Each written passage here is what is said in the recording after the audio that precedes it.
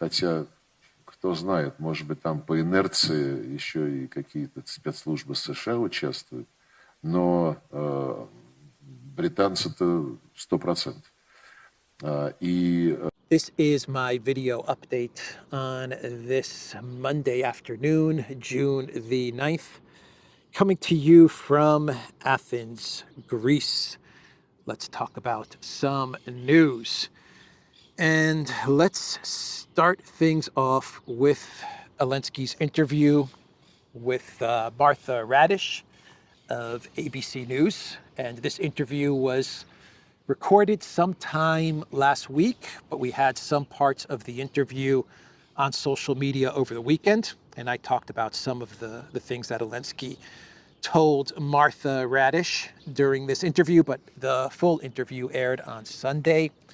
And so now we can talk about everything that Zelensky said to ABC News in what I believe was very much a scripted interview. And I am positive, it would be my guess at least, that Zelensky got the questions well ahead of time and he was able to prepare his answers. And they were still pretty crazy, delusional answers coming from Churchill number 2.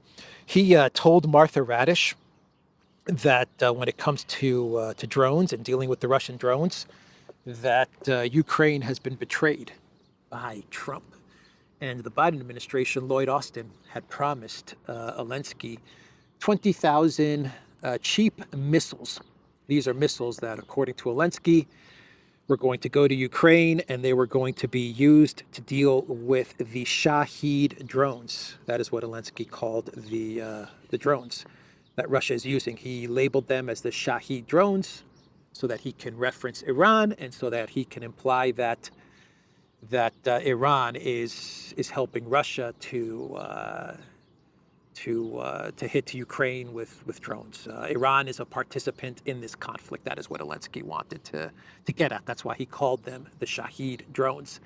And he said that these 20,000 cheap missiles were promised by Biden to Ukraine, and then Trump came into office, and Trump betrayed Ukraine. He did not fulfill Biden's promise, and instead of sending the 20,000 cheap missiles to Ukraine, he sent the 20,000 cheap missiles to the Middle East. And that is why Ukraine is having problems dealing with the drones. That is why Ukraine's air defense has been depleted. Their Patriot systems have been depleted. He is blaming Trump and Trump's betrayal, Biden's promise, and Trump breaking Biden's promise. Damn it, Trump. Damn it, Trump. Biden promised me one thing, and you sent the missiles to the Middle East. All Trump's fault, according to Zelensky. The betrayal from U.S. President Trump.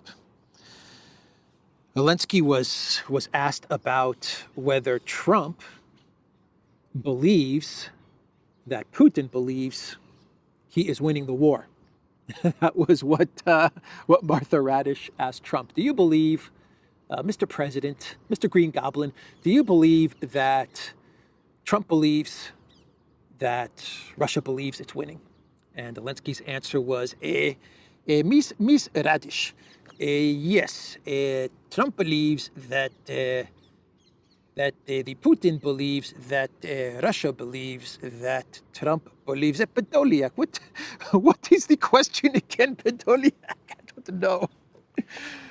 Oh, man. Yes, Trump believes, Zelensky's answer was Trump believes that Putin believes that he is winning the conflict. Trump believes that Russia is winning the conflict. That is what Zelensky said to Martha Radish. His exact quote was, I know he told some people around him about it. I think it's not true. It's not true, and I don't mean his words, but the real situation. It's not a victory when you actually spend 1 million people to gain a few thousand kilometers. That was his answer. Russia's not really winning because Russia has spent, according to Zelensky, 1 million people to gain 1,000 kilometers. So it's not true that Russia is winning the war. Trump believes that Russia believes it's winning the war, and Trump believes that Russia is winning the war, but Russia is not really winning the war because Russia spent 1,000 people in order to gain just a few 1,000 kilometers. So it's not really a victory, it's a loss, according to Zelensky. The 6,000 fallen soldiers, not taking back the 6,000 fallen soldiers from Zelensky's answer to Martha Radish, you can see why it's so important to not take the 6,000 soldiers, because the narrative that the collective West is going to go with, that the Europeans are going to run with, that the Western media is going to go with, when all is said and done and this war is over, and Russia does indeed win, and we'll see what remains of Ukraine, in what state Ukraine is in when this war comes to an end. The narrative will be that this was not a Russian victory, that the losses were so high that in no way could this be called a Russian victory. Actually, it was a Russian loss because of 1 million plus people that Putin sacrificed in order to gain territory that was not even that important. That's going to be the narrative when all is said and done.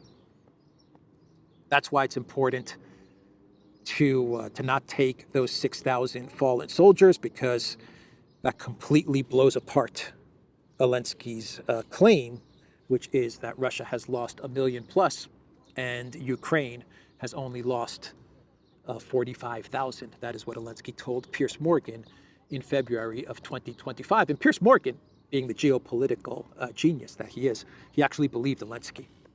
That's what Piers Morgan did not push back on this claim whatsoever. He actually believed Zelensky, and he didn't ask any follow-up question. But Zelensky's claim is 45,000. His claim for Russia is millions, 1 million plus. And so in no way, whatever happens, in no way will this be seen as a victory by Ukraine, by the collective West media, by the neocons, by the Europeans. And so the escalation with Russia will always continue, because Russia has never really won. Very important for the Zelensky regime to not take those fallen soldiers. Very important. By the way, Budanov going against Zelensky, because the media pressure on this one is pretty big. Budanov is saying that next week Ukraine will take those fallen soldiers. I find this very interesting. Budanov is on record saying the start of the exchange of bodies of the dead between Ukraine and the Russian Federation is planned for next week. That is Budanov, the head of the main intelligence directorate of Ukraine.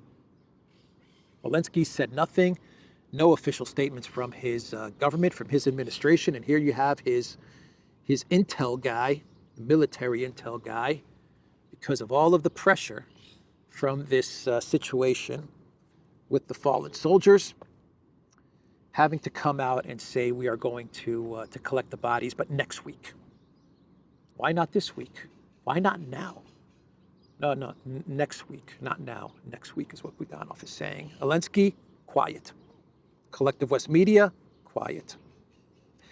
One of the comments from my video yesterday, one of the commenters from New Zealand actually pointed out that very strange is that New Zealand mainstream media is actually reporting on the fallen soldiers situation. And from what the comment said is they are reporting it as it is. Russia has brought 1,000 plus fallen soldiers to the contact line as it was agreed during the Istanbul talks, and they're waiting for Ukraine to take those fallen soldiers, but no one is showing up. And this was reported on in one of the New Zealand mainstream media outlets. So it is breaking through. This story is breaking through, and you got to imagine that this has has freaked out Budanov, so he had to come out with a statement. But next week, that's when this is going to happen. That's when Ukraine is going to meet Russia on the contact line, according to Budanov. So back to Zelensky and Martha Radish. Zelensky then said that Ukraine is coming very close to the point when it will be able to force Russia to end the war. And he's referencing the airfield strike and these types of operations that Ukraine is conducting and trying to blow apart the Kerch Bridge, the drone strikes on airfields. I imagine he's also referencing the terrorist attacks on trains. But Zelensky is saying that with these operations, he told Martha Radish, with these operations, the Ukraine side will be able to force Russia to the negotiating table, and they will have leverage over Russia because of these operations. He said, and I quote, "Frankly speaking, we have come very close to the point where we can force Russia to end the war, at least stop it. We are really close. We feel it. Our operation inside their territory, despite their rage, despite the fact that they are losing their temper, is producing results. They understand everything." Zelensky likes to use that phrase a lot. They understand everything. He says that often. They understand everything. They understand everything. Miss Radish, they understand everything. I'm not quite sure what he means by that. They understand everything. But yeah, Zelensky actually believes that that Russia's anger and rage from these operations that are being conducted inside of Russia, and the terrorist operations that are being conducted inside of Russia, for example, hitting the passenger train in Bryansk, that they are going to be able to force Russia to stop the war. Zelensky says that we feel it. Who's to argue with him if he feels it? He feels it. So there you go. Continue to give him money and weapons because he feels it, according to Churchill number 2. So we had Russian missile and drone strikes into Ukraine again yesterday. I believe this time they were targeting much of Ukraine's energy infrastructure, and the performance of Ukraine's air defense was pretty bad yesterday. 18 Iskanders, this is according to AMK mapping, 18 Iskanders, 0 intercepted, 7 KH-101 cruise missiles, 4 intercepted, 4 KH-22 cruise missiles, 0 intercepted, 3 KH-31P anti-radar missiles, 0 intercepted, and 1 KH-69 cruise missile, 1 intercepted. 33 missiles in total, 5 interceptions, 15.2% interception rate. Ukraine launched 46 drones into Russian territory yesterday, and the Russian Ministry of Defense said that they knocked down all of the Russian drones. So basically what you're seeing over the past week is you're seeing Ukraine launching less and less drones into Russia because they have less and less drones. The BBC actually reported that Ukraine has less drones. Russia's targeting Ukraine's drone factories. Over the past couple of days, they smashed many of Ukraine's drone factories and Ukraine's supply chains. So less drones are able to launch into Russia. That's what we're seeing. And on the other side, we're seeing Russia continuing to launch a lot of missiles, a lot of drones into Ukraine, and the interception rates are anywhere between 10 to 15%. That's probably being generous. So Russia is pretty much able to hit whatever targets they want into Ukraine, showing that Ukraine's air defense systems are all but gone, even in Kiev. Ukraine does not have the air defense to deal with the Russian missiles and the Russian drones. And my sense of things is that Russia has not even started with their retaliation. This is what U.S. officials believe as well, according to Reuters. U.S. officials believe that Russia has not even started its retaliation against what Ukraine did last week with the airfields and the attack on the passenger train. So I think that is an update on Project Ukraine. And we can talk now a bit about the LA riots. I'll get back to Ukraine, actually. Let's talk about the LA riots. And actually, let's knock down this story with Ukraine, which is that Renault, the French car maker, is going to be making drones in Ukraine. They're going to manufacture these drones inside of Ukraine, according to the French defense minister, Le Cornu. He said, "We are going to embark on a completely unprecedented partnership to equip production lines in Ukraine to produce drones," Le Cornu said, noting that the project would involve both a major car maker and a smaller defense contractor. So Le Cornu, he is saying that Renault, along with the French MIC, they are going to build drone manufacturing facilities inside of Ukraine. He said far away from the front lines so that Russia can't get to them. They're going to be very far away from the front line.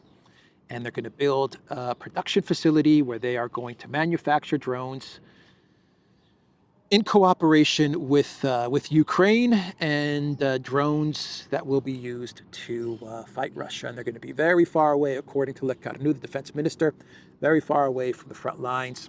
So Russia's not going to touch them, not going to touch this facility, according to the French defense minister. That's that's the plan. That is the plan from France. Let's give a big contract to Renault and to the MIC.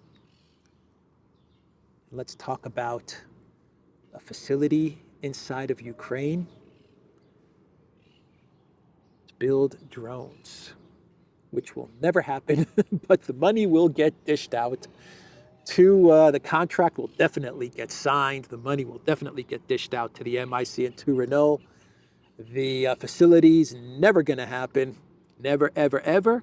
Never, ever, ever. And if it were ever to happen, Russia would absolutely demolish it. But it's not going to happen. The money will get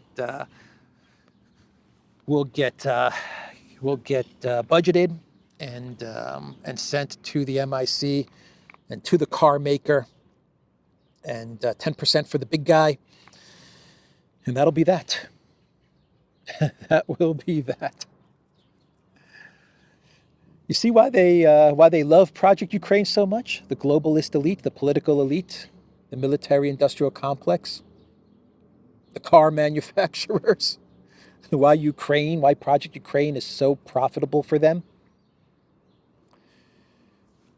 Anyway, that's what's coming out of France. Now let's get to the LA riots, an update on the LA riots. And things got a bit more violent yesterday. And we did have, we had riots, but we also had protests. Protesters were closing down streets. I believe they shut down the 101 highway, I want to say. And as far as this spreading to other cities, I have seen videos of small gatherings in other areas of the United States, but I have not seen the type of riots and protests and violence that has broken out in LA and other parts of the United States. So for the moment, it does look like this is contained in Los Angeles and in California. The latest reports are that the Trump administration is considering 500 Marines being deployed in LA to get on top of the riots, but that hasn't happened yet, if it's going to happen at all, the Marines. But they are on standby, and I imagine that sooner or later, the Trump administration will be able to get on top of what's happening in Los Angeles. The one thing that is coming out of these riots, the political thing that is coming out of these riots is the emergence of Gavin Newsom as the man who is going to lead the Democrats, lead the Democrat Party. That is what is coming out of these riots. He has positioned himself as the person who is going to take on Trump and the Trump agenda. He is giving interviews to CNN. The media is absolutely lining up behind Newsom. Many of the Democrat Party officials, Bernie Sanders, Kamala Harris, they are lining up behind Newsom, and he's giving interviews to CNN, for example, where he is putting all of the blame on what is happening in LA, the riots and the escalation, the violence that is taking place in LA. He's blaming it on Trump. He's blaming it on the fact that Trump sent in the National Guard. He's saying that he doesn't like it, the fact that the National Guard is being used in the way that they're being used. And he's saying that it is Trump's fault that things have escalated to this chaos that we are seeing unfolding in LA. And he actually told CNN that he is daring Trump to arrest him. 10 years, the fear, the horror, the hell is this guy? Come after me, arrest me, let's just get it over with. Tough guy. You know, I don't give a damn. But I care about my community, I care about this community. The hell are they doing? These guys need to grow up, they need to stop, and we need to push back. And I'm sorry to be so clear, but that kind of bloviating is exhausting. So Tom, arrest me. Let's go. So that's Gavin Newsom daring Trump to arrest him. Go ahead, arrest me. I dare you. I dare you to arrest me. President Trump. Newsom also said that he's going to sue the Trump administration for taking over the California National Guard. This is according to Fox News. Newsom posted on X, "Let's get this straight. Local law enforcement didn't need help. Trump sent troops anyway to manufacture chaos and violence. Trump succeeded. Now things are destabilized, and we need to send in more law enforcement just to clean up Trump's mess." So that's Gavin Newsom putting all of the blame on what is happening in LA onto Trump. Trump manufactured the chaos, according to Newsom. And Trump, come and arrest me. Come and arrest me. I dare you. I am the man, Gavin Newsom, who will stand up to Trump and the Trump movement. That is what this is about for Gavin Newsom. So that's an update, a brief update on the LA riots. And some other news coming out of Slovakia. Fico said that he will block EU sanctions on Russia that hurt Slovakia's interests. He said, "I am interested in being a constructive player in the European Union, but not at the expense of the Slovak Republic," Fico said. Slovakia will block any European Union sanctions against Russia that damage the country's interests. His remarks come after the Slovak parliament on Thursday approved a resolution calling on the government in Bratislava to vote in favor of new EU sanctions on Russia. "If there is a sanction that would harm us, I will never vote for it," Fico told a televised news conference on Sunday. "I am interested in being a constructive player in the European Union, but not at the expense of the Slovak Republic." So something interesting happened in Slovakia the other day, and that is the parliament voted to support Fico if the European Union decides to place sanctions on Russia. We're talking about energy sanctions on Russia that end up hurting Slovakia, then the parliament has given Fico its support for him to walk into Brussels headquarters and to tell Ursula, no, I am voting against this sanction on energy because it harms Slovakia, and I've got the full support of my government and, more importantly, of the parliament. So this is an important development for Fico and for Slovakia. He has the full support of the government and of the parliament to block the crazy sanctions from Ursula and Stunning and Brave Kaja Kallas. And finally, we will talk about Bulgaria before we talk about some clown worlds. We will talk about Bulgaria and the fact that Bulgaria has been given the green light to enter the Eurozone, the euro, to adopt the euro currency. That is what is going to happen in June of 2026. January. What am I saying? In January of 2026. Bulgaria will officially enter the Eurozone. It will adopt the euro as its currency. Nice knowing you, Bulgaria. My God. My God. Things are going to get very bad for the people of Bulgaria. Things are going to get very expensive and very difficult for the people of Bulgaria as they adopt the euro as their official currency. Bulgaria is giving up its sovereignty. Giving up your currency means giving up all of your sovereignty. You no longer control your currency. That is now in the hands of Christine Lagarde and the ECB. So they can turn off your money supply whenever they want if you do not do as they say. If you do not militarize your country to take on Russia and militarize your Black Sea ports to take on Russia, then we're going to cut off your euros. So that is the control and the sovereignty that Bulgaria is handing over to Christine Lagarde. Oh my God. Oh my God.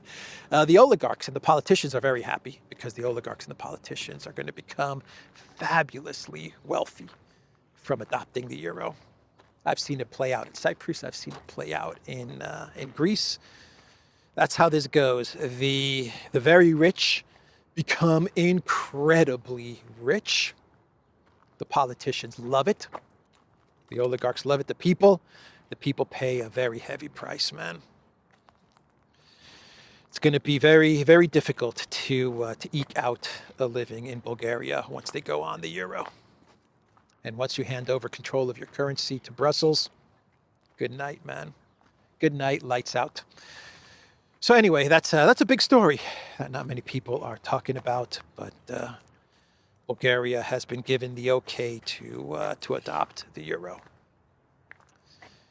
So let's do some clown worlds, and we will wrap this video up. And in today's first clown world, we have Politico with an article, Russia's opposition talking with Ukraine behind the scenes. Top dissident says. Many in Ukraine have criticized the idea that Kiev and the Russian opposition are natural allies. So according to Politico, the Russian opposition, led by, I forgot the dude's name, some author, Kurza, I want to say. I forgot his name, but he's very anti-Russian, very anti-Putin. He's Russian, but he hates Russia. He's Russian, but he hates Russia, hates Putin, and he was in prison in Russia, and then he got released, and now he's living in the West somewhere. And so his goal is to try and destroy Russia. And he's working with Yolanda Navalny, and they are trying to speak with the Green Goblin so that they can negotiate a settlement to the conflict in Ukraine, right? That's what Politico is saying. Yolanda Navalny wanting to enter into negotiations on behalf of Russia. She wants to enter into negotiations with Churchill #2 on behalf of Ukraine. Yeah, it is a clown world, isn't it? She's the opposition in exile. That's what they call Yolanda Navalny, the opposition in exile. So I was thinking the other day, with when it comes to the Trump Musk fight that took place, I was thinking, how are they going to spin this into blaming Russia? How are they going to put the blame on Russia, this fight that broke out between Trump and Musk? And I couldn't quite figure it out, but well, German media has figured it out for me. And Bild is running with the title, Moscow offers Musk asylum.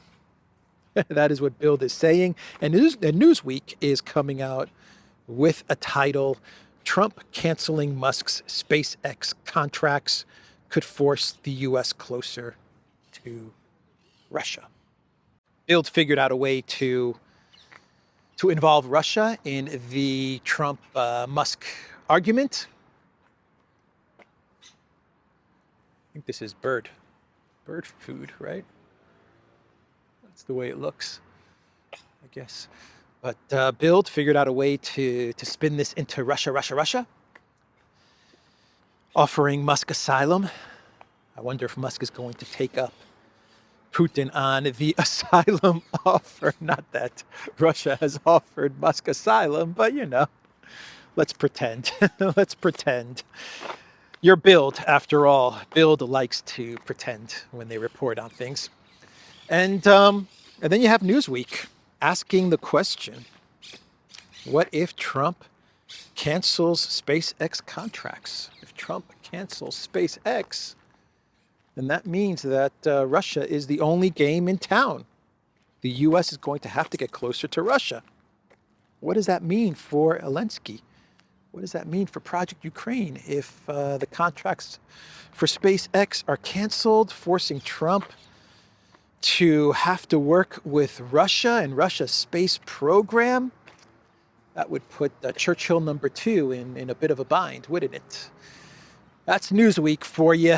That's the video, everybody. Duran.locals.com. We are on Rumble, Odyssey, BitChute, Telegram, and Rockfin.